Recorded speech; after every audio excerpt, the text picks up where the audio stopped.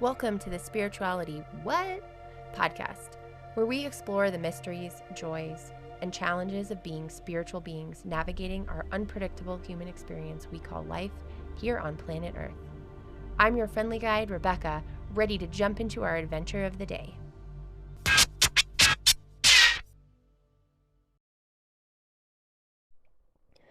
Hello and happy Wednesday, Spirituality What? Podcast followers. I'm really excited today to speak with my friend Kanda, a good friend of mine. We met a couple years ago, actually, in a spiritual group that we both found on Meetup. Also, this podcast is not sponsored by Meetup, but it is a fabulous place to find things related to spirituality, at least where I live. And we're going to talk today a little bit about feminism and spirituality and what feminism is. What are the different types of feminism, both locally here in the US and also kind of globally? What it was like for Kanda to grow up with parents with different beliefs and her spiritual discovery and her path to being connected more to her spiritual being, and how feminism and spirituality are really related and how all of that is related to source. Welcome, everybody, to the podcast. Today, I am here this evening in my cozy little space with Kanda, and we're really excited to talk a little bit about spirituality and feminism and learn a little bit more about Kanda as well. So I'm going to actually start, before you introduce yourself, with the question that I'm going to be asking everybody on this podcast. And if you didn't hear the first episode, I asked myself this question as well. What does spirituality mean to you? I guess it could be said that spirituality means everything.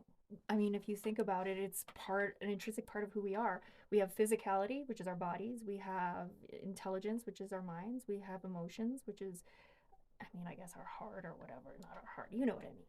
And then we have spirituality, which is I like to think is our being of who we actually are, our consciousness. Yes, absolutely. I love that. And that fits perfectly with what we're talking about in this podcast, which is the spiritual beings in these human forms, in these human suits, in these human bodies. So we're excited today to talk about feminism and spirituality. But first, if you could just give a little bit of background about yourself, both in the context of spirituality and feminism, sort of what got you into feminism, what does that even mean? And spirituality, what does that mean to you in your actual life? And then kind of we'll get to how those two things relate. Okay. So beginning with feminism, I think it would be helpful first to define some terms. First of all, we can define, feminism as the movement to free women from the oppression that they faced under patriarchy. Okay. Patriarchy, which is, the system that benefits mostly men. Absolutely. It doesn't benefit all men, but it benefits mostly men at the top. I mean, all men benefit to an extent from patriarchy, but it's mostly the men at the top that benefit the most. Men that are not at the top would actually benefit from the deconstruction of patriarchy, but that's a whole different conversation. Got it. Okay. I myself am an anarcho-feminist. That means that I believe that the root of women's oppression is based in cultural and economic and political systems. Interesting. So not only do we have a culture that is hostile towards women, we also have law systems, economic systems that are completely hostile towards women as well. So when you talk about economic systems, you mean things like the gender pay gap? Yeah, that would be one example. Inherent, intrinsic paying of women less for sort of the same. That would absolutely be one example. Also, the unpaid labor of housework. That is something domestic. The domestic labor. Absolutely. Yep. It is astounding the amount of money that women would be owed for housework. Oh my God. Totally. I did some research at work for a diversity, equity, and inclusion bit about paid time off and benefits, and there was a ton of information available online about what women do behind the scenes. Yeah. That's actually one of the books that I wanted to bring up was Who Cooked the Last Supper? Okay, cool. We'll put that in the notes. And I can't remember the author offhand, but if you search, you can search the title. It asks the question like, okay, so all these men are doing these wonderful things. Who's taking care of the men? Who's cooking their food? Who's taking care of them? Who's making their clothes? Yada, yada, yada. It's all this. Nobody thinks about the logistics of this stuff. And it's women who are the backbone of almost every movement. And do we ever get credit? No, we don't. Yeah. Because men are the ones at the top. They're the ones that want the accolades. They're the ones that want the glory. And while we're just supposed to be gazing up at them rapturously, while they spew and speak, words of wisdom and throw pearls of wisdom at us, and it's like I don't think that works, because if it did, we wouldn't be where we are right now. So, I have two questions on that. Then, what other types of feminism are there if you classify yourself as an anarcho-feminist? There is liberal feminism, which believes that in order to free women from oppression, all we need to do is change laws. Oh, okay. Which Got it. So it's a little bit more focused.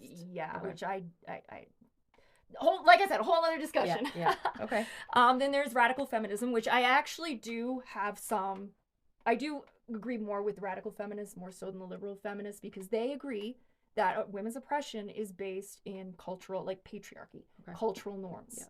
So, and I do agree with that. Yep. I don't agree with everything they say, but I do agree with that. Okay. Then there is Marxist feminism, which believes that women's oppression is based in class-based struggles, which also I do agree with. But the problem with Marxist feminism is in their naivete. They believe that once the class struggles are solved, then everything goes away. Exactly. That's it. That's the only cause. It's a singular thing. Exactly. Okay. But with my particular brand of feminism, not only do we believe both, like with the rad femmes and with the Marxist femmes, but we also take race into account. We take these are all, it's more intersectional. Yeah, it's multi-pronged for exactly, sure. Because I mean, my oppression is not going to be the same as a black woman's oppression. It's not going to be the same as an Indian woman's oppression, and it's not going to be the same in every country too. Absolutely. Which is, I actually would like to bring up this point when people say, white man do this, white man do that. They do over here, but do they in India? Do they in China? Where misogyny is absolutely rampant. Absolutely. Men of color are just as guilty of misogyny as white men. And that is something that, we need to start pointing out more, because we are not helping our sisters, our black sisters, and, our sisters in India and our sisters over in Asia. We're not helping them when we're, elevating men of color. We're not helping them at all. Gotcha. Yep. Yeah. Okay. So now switching a little bit, we'll come back to feminism, spirituality. So you talked about what that meant to you. What is your background with spirituality and sort of what got you into recognition or discovery of your spiritual being? That's a really good question. I mean, I was raised Christian, sort of, kind of, a little. What does that mean? Okay, so my mom is Pentecostal and she was like super religious, but my dad is an atheist though. That's right. I forgot. So it was kind of like mixed messages, and my mom would make me go to church, and I fucking hated it.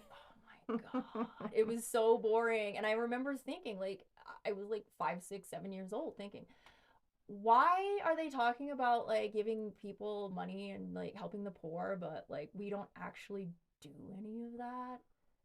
Like, we talk about like helping people and clothing, the people who can't clothe themselves, and shelter and food, but I don't see us doing any of that. In fact, I see the complete opposite. I see a bunch of like bougie assholes, just hoarding all their shit. And I, like, my family are just as guilty. And I'm like, I can't do this. Come on. And I mean, I was a little kid. I didn't know the word for it, but it was hypocrisy. Yeah, totally. Like, but it would turn me off. I mean, I believed in God as much as I believed in Santa Claus at 3. And I will tell you something right now. At the age of 3, I knew that shit wasn't real, because we didn't have a goddamn chimney. And it's like, how the fuck is he gonna come down? Explain that one to me. Yeah. So, yeah, I drove my parents insane. Anyway, always ask questions. Always ask questions. That's critical thinking right there. 101. Ask questions. It is. So what got you on the track you are now with spirituality? Oh, well, I mean, like, after, I was a kid and all that, I didn't really think much about religion. I thought it was kind of all bullshit. It was like, it was obvious that Christianity hated women. I mean, when the first thing you hear in the Bible is that women are literally to blame for fucking everything. Mm. A little bit of a turnoff. Yeah. A little bit of a turnoff. I'll jump in real quick and say, just reiterate from my first episode, which is that I basically know jack shit about the Bible. So I'm going to trust you. I'm going to trust you on this one. And nothing of value was lost. Trust me. Yeah, a lot of hypocrisy in the Bible. Definitely not my forte there, but an interesting perspective. I mused through religion versus spirituality, and we've talked about that before, you know, which is always really interesting. Well, in my opinion, I believe that religion is basically just spirituality systemized and used against people. Yeah, absolutely. It's used for the benefit of a few, structurized and made systemized. Yep, yeah, for the benefit of a few to the detriment of the rest of us. Yeah, and I think actually in another completely, I guess not completely unrelated, but not for the podcast conversation, you talked about patriarchy in religion. Yeah, absolutely. They're all kind of related to what we're talking about today. Name one religion that isn't patriarchal. And don't say Wicca, because that doesn't count. I mean, aren't there goddesses in like Hinduism? Yes, and actually I'm glad you brought that up because I am going to talk about Kali later. So okay, cool. But yes, however, if you look at Indian society, sure, okay, fine, very, very different. Yeah, very different. And I mean, things do get interpreted also through the lens of patriarchy. So I mean, like, this is not a spiritual example, but it's an example. So in archaeology, this happened like recently, and it happened years ago. They will find graves with, you know, women, and they'll have like hunting, you know, trophies and things like that. And they assume everything but this is a woman who was a hunter. This is a woman who was a warrior. They will do so much in the way of, like, they will put me to shame in gymnastics, that's for damn sure. With the mental gymnastics they do to prove anything but the fact that this was a woman who was a hunter or a woman who was a warrior. It's infuriating. Yeah. Like, there is misogyny everywhere. And it's interesting to me that both spirituality and feminism both work in the way that once you see shit, you cannot unsee it. Oh, interesting. Talk a little bit more about that. So in feminism, like, once you see certain power structures and you see certain things, you can't unsee it. Mm-hmm. You can't unknow it. I know these things now. Yeah. I see them all the time. Same thing with spirituality. Like, once you know something, once you see something, once you really experience something, you can't unknow it. That's totally true. It's totally true with everything related to self-discovery as well. Once you learn a characteristic about yourself. And it's infuriating. Yeah. Because I can't go back. And I really would like to. I just want to be ignorant again, please. Oh my God. We don't want that. You'd be such a different person. I know. That might be nice. All right. So let's dig in a little bit. Now that we know a little bit more about feminism and where Kanda comes from with the feminism, and a little bit more about your spirituality, how do you see these coming together? Where do you see spirituality in feminism? Do you think feminism is spiritual? Like, let's dig into that a little bit. Oh, absolutely. I don't think spiritualism and feminism, like, I think that once they can unite, it will be an incredibly powerful force. Now, here's the problem, though. I would say 90%, and I know a lot of feminists. I'm on a lot of social media. I have a lot of connections. I'm in a lot of groups. About 90% of them are atheists. Interesting. I thought that was too, but I actually was doing some research, and I found out recently most of the suffragettes back in like the early 1900s, they completely threw religion out. They were so defiant in their activism. They would go around saying they were Satanists. And this was back in the early 1900s. Wow. Like, these are brave ass women going around saying, yeah, I worship Satan. Yeah. You know, like, okay. Interesting. Because they were so angry. And I don't blame them. I mean, Christianity was, you know, the rule of the land, basically. Almost everybody was a Christian here in America and over in Britain and blah, blah, blah, the Western world back then. So what I find interesting is they said, fuck that. This is part of the problem. Christianity, all these laws are coming from the patriarchy that is Christianity.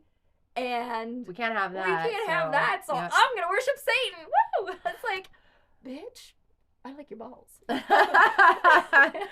That is really interesting. And it's also interesting when I was kind of going back to episode 1 again, I looked at the definition of spirituality on Urban Dictionary, and it specifically calls out that you can be atheist, you can be in a religion and be spiritual, because they are two distinct things. Don't ever tell an atheist. I know, I'm like, that's a future podcast episode for sure. Spirituality with an atheist. So you want my husband? I'm like, I'm taking that, I'm writing that down right now.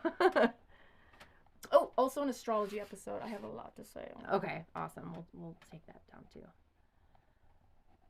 Provided you guys want to actually hear about astrology and atheism. I'm sure you will. Oh, astrology and spirituality, not yeah. atheism. Oh, yeah. I can tell you a lot about astrology and atheism, though. Oh, my God. Capricorns are the worst for that. I'm calling your asses out.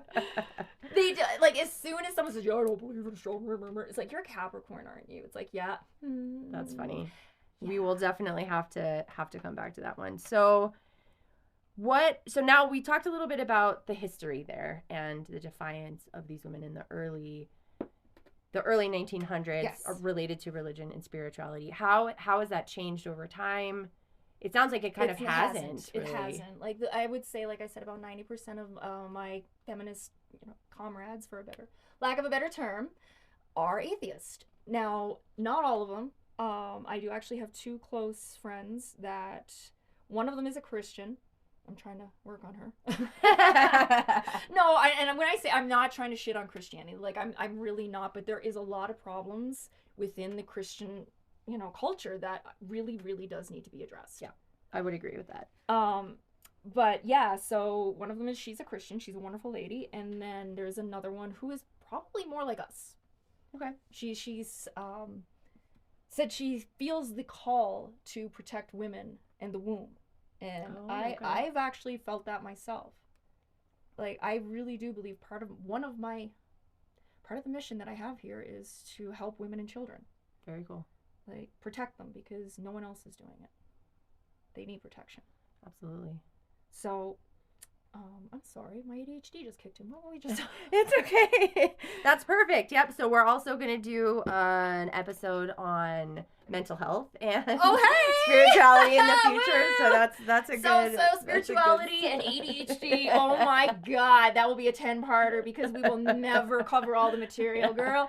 Talk about one thing, it'll end up on another. Yep, that's definitely going to be a good one. So, just more about, if you see a lack of religion, let's say you see a lack of religion currently in feminism, at least, and for clarity on this podcast, we're really focusing our discussion on feminism in the U.S. here. That's where we're located right now. Yes. And that's Kanda's experience. So we see a lack of organized religion representing itself in feminism currently in the state we are now. Mm-hmm. Does that also equate to a lack of spirituality, or based on your interpretation of spirituality, what are you seeing in the group? Definitely a lack of spirituality. Okay. What does that look like? Very secular. I'm used to it. I mean, I was an engineer for several years. I was also a computer scientist for several years, systems analyst for several years. I'm used to it. It's discouraging, because here's the reason why I believe that feminism and spirituality actually belong together. Because what are we trying to do within spirituality? What is our goal? I mean, mine is connection. What is the overall goal? We talk about it all the time. Evolution, 5D. Transcending. Exactly. How are we going to get there? We get there by becoming better people, by evolving, by growing. Totally. When you connect with spirit, and we both have, how can you not see the humanity in a woman? How can you not? How can you not see her humanity? And I do believe that as more people become spiritual, men, and I'm speaking specifically, and this is one thing I do want to state, not all men, I just gave the obligatory, I know not all of y'all are fucking shit, but some of you are. So, if it don't apply, let it fly. Anyway, but I do believe that as more and more men connect with their divine feminine, they will see the humanity in women. because too many men do not see us as fully human. Gotcha. And it is incredibly painful. That's the gap. Dude, I cry about this shit way more than I should. It is so painful. The dehumanization that I see on a daily basis from way too many men. Way too many. So I do believe that once they can connect, and I believe men can do better. They can absolutely do better. Once they connect, they will see us as fully human. They will see us as consciousnesses, just like they are. Absolutely. That's my hope. Absolutely. And I think, when you're talking about that, I think about what you talked about earlier related to once you're sort of awakened, once you know about it, you can't really go back, right? Yeah. What I hear you saying and what I kind of comes to mind when you talk about this is just like the little things that men or anybody really grew up thinking were normal. Yeah. They don't really know yet. And it's a matter of learning. Yeah. Learning and figuring that out. And one way to do that is through spirituality. Exactly. Oh my God. Because, yes, there's some people who probably don't need spirituality, but I think most of us do. I totally agree with you. Yeah. I think everybody. I'll go ahead and say I think everybody needs it. Yes. I think everybody should have it either way. Like I like to give options. Okay. I would agree, but I like to give options. Damn. But this is the new game right now to see if we can finish this podcast before I down this bottle of wine. That's right. So Kanda is drinking a social lubricant, a bottle of wine here during this episode. Like I mentioned, it's the evening. We're relaxed. This is an informal conversation podcast, so we're just jumping right in. This is Drunk History. Okay. That is a really funny show. Have you seen that show? Yes, I love Drunk History. Are you kidding me? That's what I was thinking. But yeah. we're talking about feminism, so history. Okay, so I guess talking about spirituality, because you are really a very spiritual person in general, and when you're in your feminist groups, I remember one time you told me that like all of your ladies there kind of see you as the spiritual one. Yes. What does that look like to them? What does that mean? How does that represent? You'd have to ask one of them, I guess. But they tolerate it. They listen. Me and my, Christina, she's the Christian. Mm-hmm. We have many, many, many, just discussions about this kind of stuff. And she asked me to explain how we see source and consciousness. Mm-hmm. And I told her, this is how I see it. It's like source is like a raindrop, and we're just little droplets coming from this larger raindrop. We're just part of it. We're all the same thing. It's just one and the same. I just really like the visualization this gives. It's like if source is the ocean. Yes. And you take a clear plastic cup, or it doesn't have to be clear, but you take a plastic cup and you grab a little bit of ocean water and you put something else in it, a drop of essential oil or a drop of dye or something that sort of distinguishes it from, makes it a little bit unique. Yes. To source, but it is still made up of the exact same content. Yeah, exactly. The exact same thing. I love that. Yes, exactly. Even when you put the dye in there. It's still the same thing. And that's was explaining this to her, and she totally resonated with it. And it's this is what I'm talking about. We can all come together. It doesn't matter if you're Christian, if you're Jewish, if you're Hindu, it doesn't fucking matter. As long as we all see the humanity in each other. And that's where the problem lies with a lot of these religions, though. They don't see the humanity in women. Right. They really, they don't see us as human. Right. Well, and the, part of, the feminist movement is equality. Yeah, absolutely. And if we're all the same. Yeah. The exact same. But we're not in different suits, 99%, let's say. Our consciousnesses are the same. Yeah. Then equality should be inherent. Exactly. And that's why I really believe that if feminism would embrace spirituality. Could just take it up a notch. It could just take it up a notch. And conversely as well, I do believe spirituality would very much benefit from feminism and from civil rights in general, because y'all want 5D, right? I know I do. Yeah. So wouldn't it make more sense to improve the life conditions of more people on this planet? Absolutely. So that we can, Absolutely. our consciousnesses can raise and we can finally escape this hellhole that we're living in, because that's what I want very much. Absolutely. So I will fight to the death for it. Absolutely. So I have another question based on what you've been saying and your involvement in feminism. Mm-hmm. And that's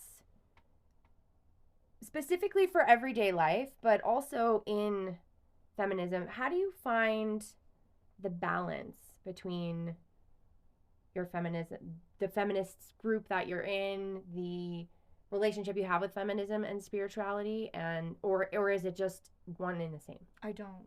It's just It's hard.